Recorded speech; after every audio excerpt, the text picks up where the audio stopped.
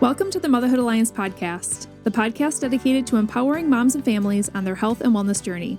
I'm Brittany Suttner. And I'm Andrea Rinkus. Together, we're here to explore holistic approaches that go beyond conventional medicine. Each week, we dive into topics that matter most to you. Everything from nutrition and mental health to alternative therapies and natural living. And whether you're a new mom navigating the early stages of parenthood or a seasoned pro looking for new ways to support your family's well-being, you're in the right place. Even better, all of our guests are local small business owners who you can actually talk to and work with. You can learn more about today's guest and connect with hundreds of other health and wellness professionals through our informative and easy-to-use directory at motherhoodalliance.com. Before we get started, keep in mind that this podcast is for informational and educational purposes only and is not a substitute for personal healthcare advice. Please consult your healthcare provider before making any changes based on the podcast content. Thank you for joining us on this journey. Are you ready to help your family thrive? Let's get started. Hi, we are Brit and Drea from motherhoodalliance.com, and we are excited to welcome you to a 4-episode series with Kristen Humiston, a passionate therapist, coach, and mom of 6 who brings both clinical experience and lived experience to the work of healing. She's a licensed advanced practice social worker who is certified in brain spotting and EMDR, and her specialty is working with trauma and stress-related challenges, including PTSD, anxiety, relational problems, and spiritual wounding. She tells her story more in episode 1, but Kristen's journey started in the music world as she owned a music studio for over 20 years while homeschooling. Then, in 2019, after a season of personal and family trauma and healing, Kristen felt drawn to pursue therapy as a career. Today, she helps women and couples rediscover their worth and step into their strength with courage and clarity through her Appleton-based business, Courageous Healing Therapy. Kristen loves to learn new things, and with kids ranging from 9 to 21 years old, her most recent hobbies include being a sports mom chauffeur, pottery classes, relearning 5th grade math, and spending time with her husband. All right, it's time to invite Kristen to the mic, so let's dive in. Hey guys, welcome back to the Motherhood Alliance podcast. We are so excited to welcome Kristen back into the studio. Welcome back, Kristen. Thanks. Great to be here again. In this episode, I'm really excited to delve into this because what we're going to be talking about is the unhealed childhood trauma that impacts our parenting. And I feel like more than all of us, I think all of us can relate to this in one way or another, even if we don't think it does. There's so much guilt, there's so much stress. There's a lot of things that happen in motherhood that just impact how we react to our kids. And a lot of it has to do with our history, I feel like. So I think the first question I want to talk about is how does unhealed childhood wounds show up in mom's everyday life? What does that look like? It looks like mom feeling stress and she doesn't know why, or fear, worry that she doesn't know why. Can look like mom having extreme low self-esteem, chronically thinking, I'm just not good at this. It looks like tension when dad comes home from work, even if it's not related to dad coming home from work. It looks like reactivity when a coach uses any kind of emotional output towards your child, maybe I don't want to say overprotection. We are supposed to protect our kids, but always thinking someone's out to get our kids or to get us. How can you know if your reactions and a lot of those things that you're talking about are due to something you're holding from childhood, or maybe you're just feeling stressed out in this current season? Great question. I would say most of our reactions, about 80% of what we do, comes from what's been ingrained in our system and in our neural pathways. Not only ways of thinking, but how our body, our nervous system has learned to exist. And so even in a home where it felt like I grew up in a great home, I had great loving parents. If there was a lack of attunement, if there was distraction where chronically parents were distracted or you were left alone to just kind of fend for yourself in, after school, this isn't to blame parents, but distracted parenting, emotionally immature parenting, which can also be that reactivity, high reactivity. It can be when our parents have put us in a position of managing their emotions. When we live in an environment like that as a child, chronic stressful environment with not getting our own needs met, it impacts our nervous system. I'll give you an example of this because I think this is important. When I was a young mom staying at home, I would be on the phone in the afternoon, like if a kid had a nap, and my husband would come home from work, and I would feel extreme pressure, like, oh my goodness, I need to get off the phone. I'm doing something wrong. There was a sense of me doing something wrong by talking to my friend on the phone. My husband is a loving man. He has never hurt me. He has never yelled at me. There's no reason that my body would have felt stress from him pulling in the driveway. But I felt extreme pressure that like I needed to get off the phone and make sure that when he came in the door, I was making life okay for him. And it was only in the last 2 years, I've done a lot of work in trauma for multiple years now, but it was just 2 summers ago that my husband came home from work. I felt that. Was talking with a friend. We hadn't connected in about 6 months, and we'd been talking for about 45 minutes, and I said, I need to get off the phone. My husband's home. And then I said, I don't know why I need to get off the phone because my husband's home. I said, that was strange, wasn't it? And she was like, yeah, but you've said that before. And I said, huh. So we continued talking. My husband came in, he kind of waved, and I felt this tension in my body the whole time I stayed on the phone with her, but I intentionally, and we were talking about it, this is what therapists do. And so I challenged that feeling, and I just spent my time with her, got off the phone, and then I reflected, what was going on?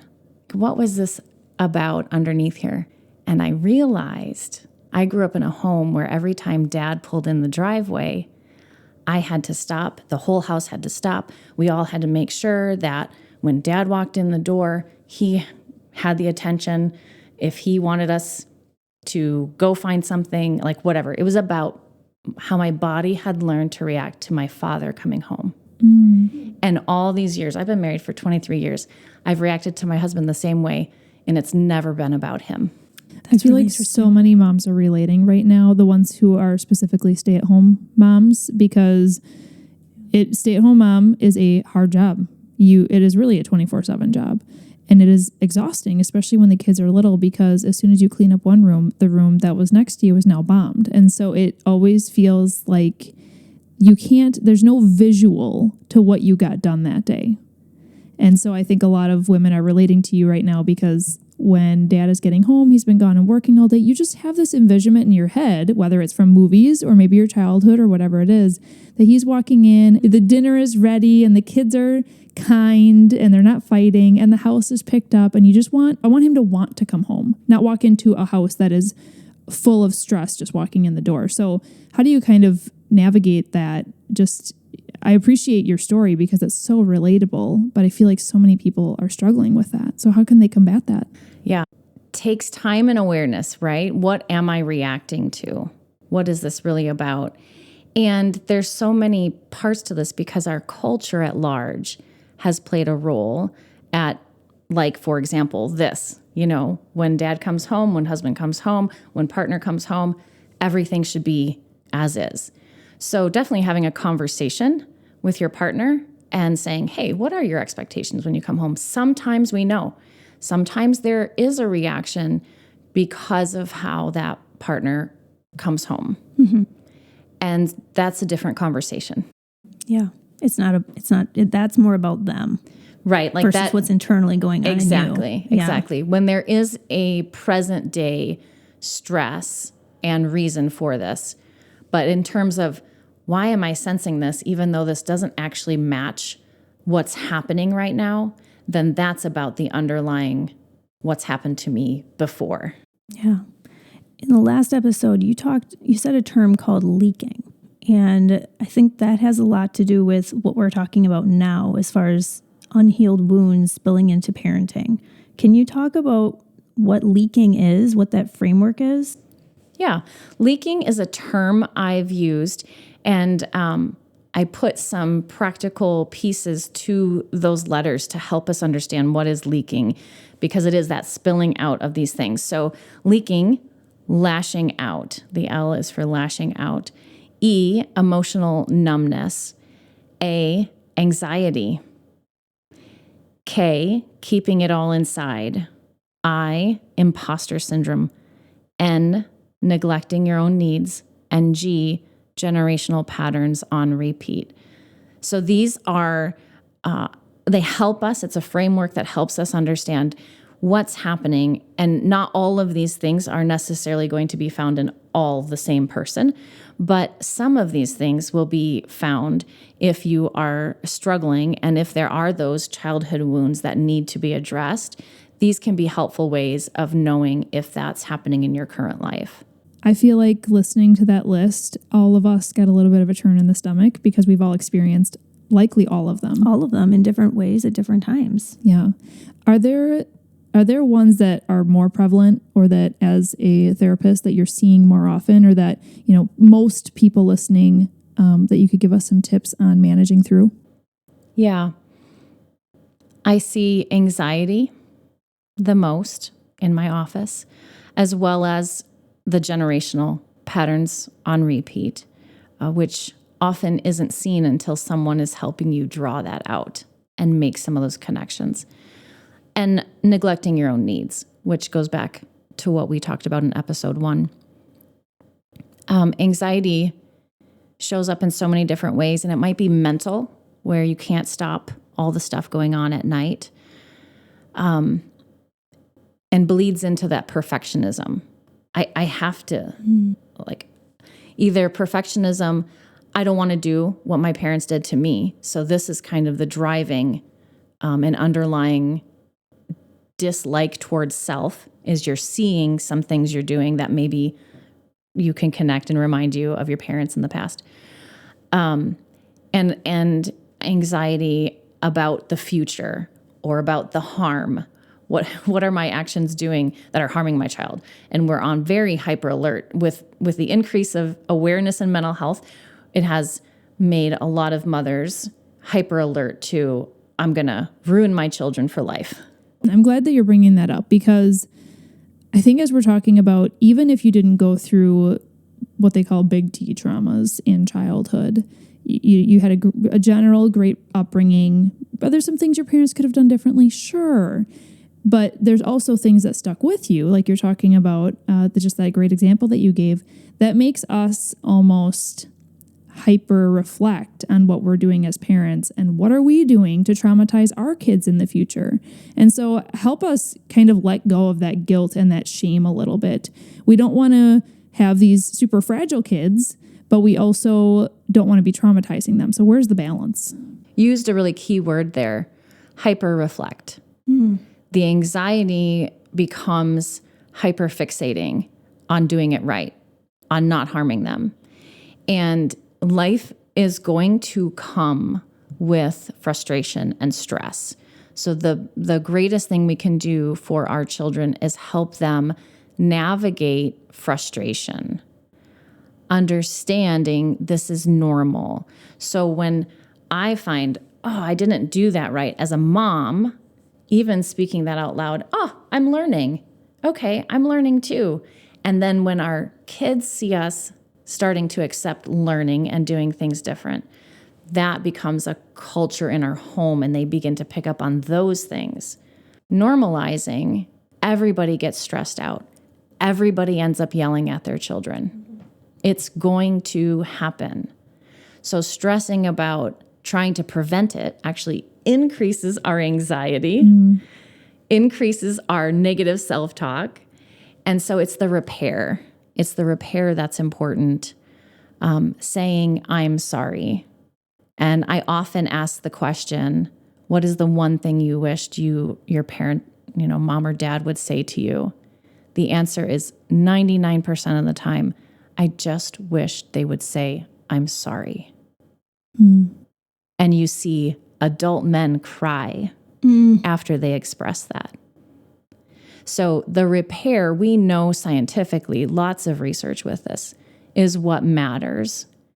And if we can learn as parents to become okay with making mistakes ourselves, then we become okay saying, I'm sorry. And then the whole family system, the current, right, with our own children, they learn so much through that, and they experience that connection with you that is necessary for healthy attachment. And just healthy living too. Healthy living. Because I love how you bring it also about, life is going to be hard. And you can't have all rainbows and butterflies even in your own home. As much as you'd love to have just this perfect little home, it's just not going to happen. Yeah. And no one's perfect. And you use the word fragility, right? Mental health is that ability to cope with everyday stresses. Yes. So in trying to prevent everyday stresses, we do our kids a disservice because they become fragile rather than resilient. Resilience is key in adulthood too. And I feel like a lot of adults are struggling with that. Absolutely.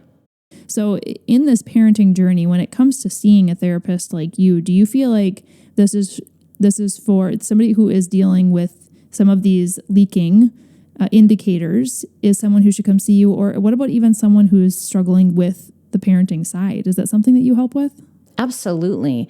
Because again, the key to those struggles and unlocking them is additional perspective, is understanding some of the dynamics that you might not be aware of underlying that, and then helps you transfer that information into your home.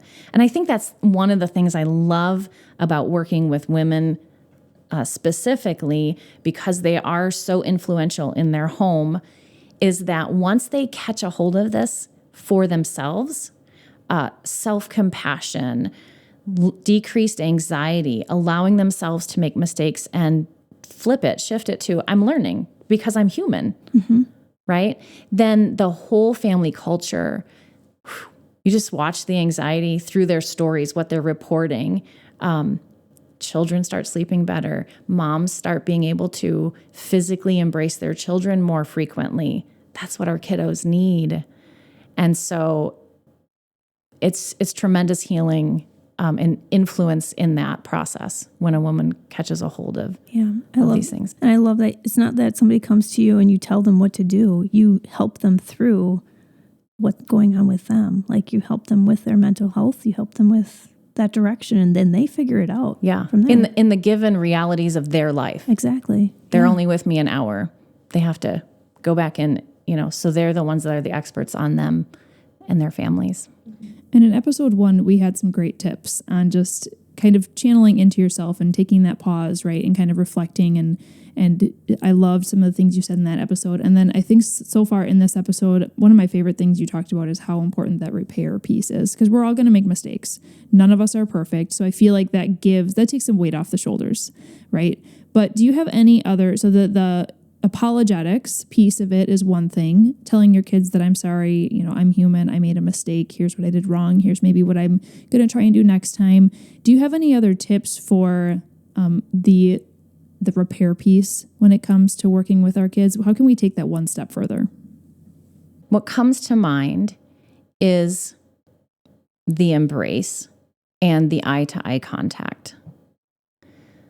Quiet tone, ability to repair without urgency. So very likely in the minute, that's not the time to repair. These are two separate events, if you will.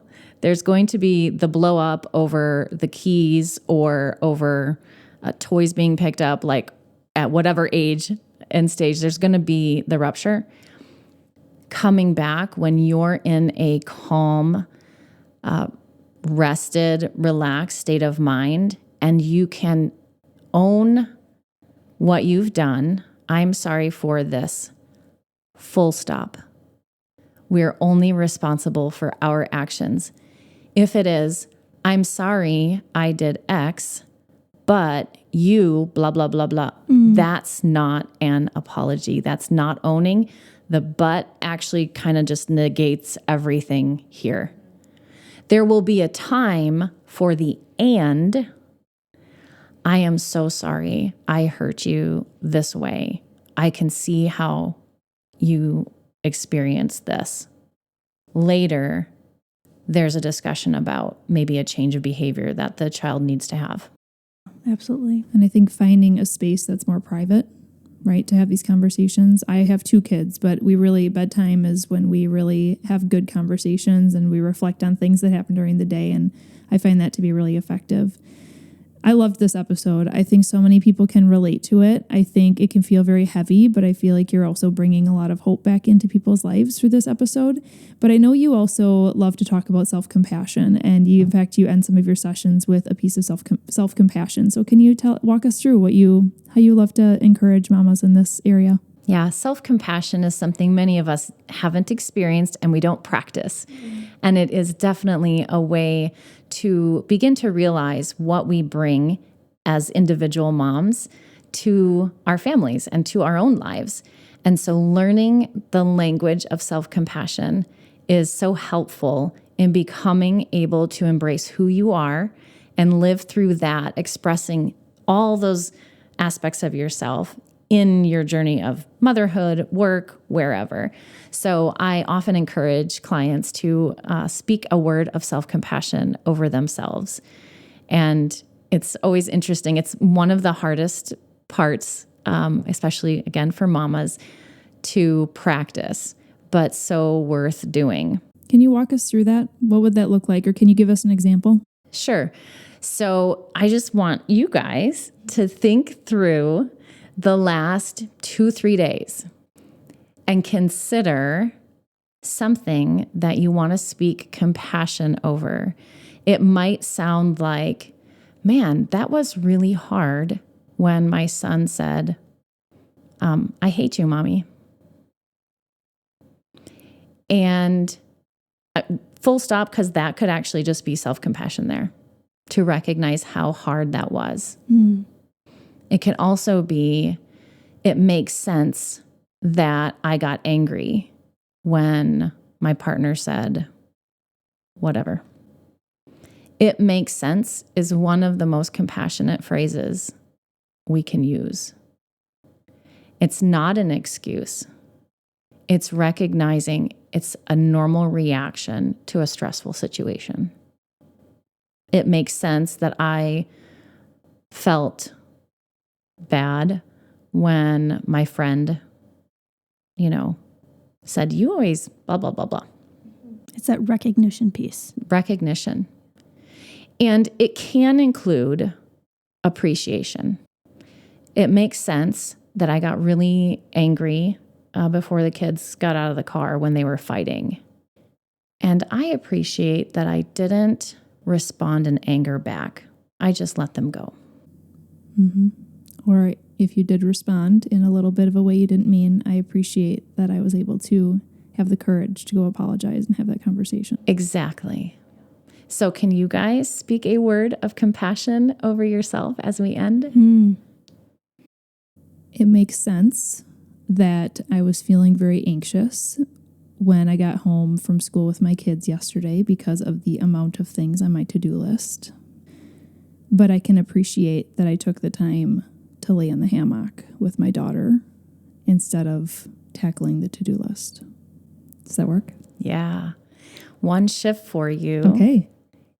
And exchange your but for and. Okay. I appreciate that with schedules changing and just lots of things going on, that my kids have been flexible. And while they're not always like that, I appreciate that we were able to work things out so that they reacted in a calm way. And I appreciate that I can appreciate that too. Like I'm taking the time to think about that. What do you most appreciate about yourself in the change of schedules? That I've actually been able to stay on top of it, even though sometimes it's overwhelming, like we haven't missed anything. It's hard to offer self-compassion without all the other stuff, right? I'd love to hear one from you, Kristen. I appreciate the growth and the ability to learn to be better at my own apologies. I hope those of you listening are taking our examples. We've been kind of put on the spot here, which has been kind of fun, right? You're listening to a real therapy session right now. But I hope that you're able to take this and reflect on yourself. And thank you, Kristen, for walking us through this, helping us feel so seen through this episode and giving us just so much hope for the future. I do want to mention that Kristen has written a blog article that is on the Motherhood Alliance site. It's on her profile. It's called Breaking Generational Trauma, A Mother's Journey to Healing. So if you would like to kind of continue this conversation, you can definitely check out that blog article. We're going to link it in the show notes as well. And in the show notes also, we will have a link to Kristen's website and her social media pages if you would like to connect with her there. Thank you, Kristen. This was a great episode, and we do have 2 more coming up. We're going to be talking about highly sensitive motherhood in our next episode, as well as in number 4, we'll be diving into what exactly is brain spotting and EMDR. These might be terms you've heard of, but you are looking for more info. Those ones will be for you. If you enjoyed this episode, would you consider leaving a rating or review or sharing it directly with a friend who could benefit from the information? We know that you're a busy mom or caregiver, and our goal is to make your life easier by bringing tips and tricks directly from experts into your earbuds. By sharing this episode with someone you love, you can play a critical role in helping to make their life easier as well. We appreciate your time, and thank you for being a part of the Motherhood Alliance family.